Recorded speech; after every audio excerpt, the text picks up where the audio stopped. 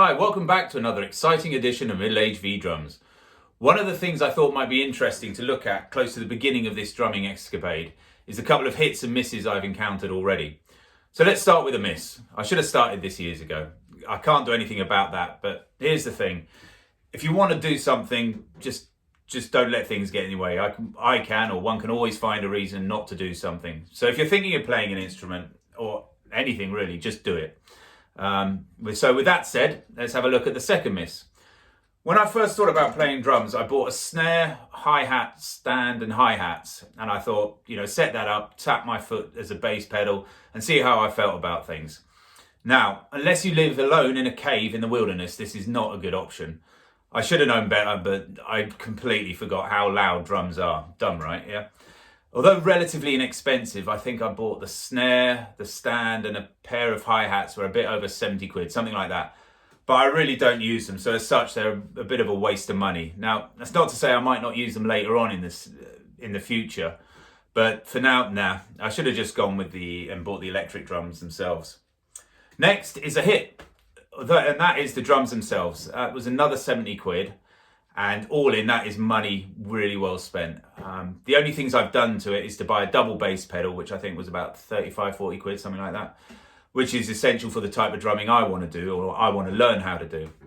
And so that's the only addition to this set. The only thing that I will say, the hi-hat controller does seem to be a little bit sensitive. I don't know how to explain it exactly. It sort of does a double tap ring sort of thing. But the fault might be with the hi-hat controller, or more likely as not is to be with my foot. So I'm going to continue with that and see how I get on with that. Now, as I spoke last week, I was going to put a mesh snare onto this drum set and see what the difference is between the, as I like to call it, the ambient sound. So here's that. How's this sound? Here's the mesh head. Here's the standard head that I've got. Mesh head.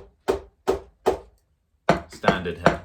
Okay, you can clearly see a difference there.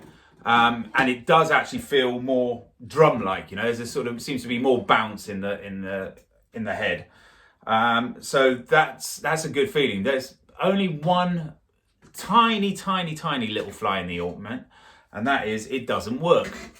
Now I don't know if the fault is with the head, or if it's just simply not compatible with the module that I'm running.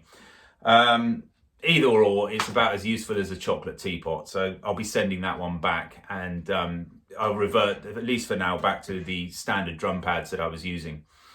Now, lastly, it might seem that I'm sort of stalling on actually playing any drums live on video. Reason for this is I've been trying to think the best way to get the sound from the module to the microphone on the camera. The options are a drum amplifier, a PA monitor, or run an interface through the computer and let it run and let the sound come out of studio monitors. Now, after a couple of long discussions with a good friend of mine, and thank you very much to Mike for this, I've decided to go down the route of a PA monitor. And next, which I ordered that today, so it should be in next week, or this coming week.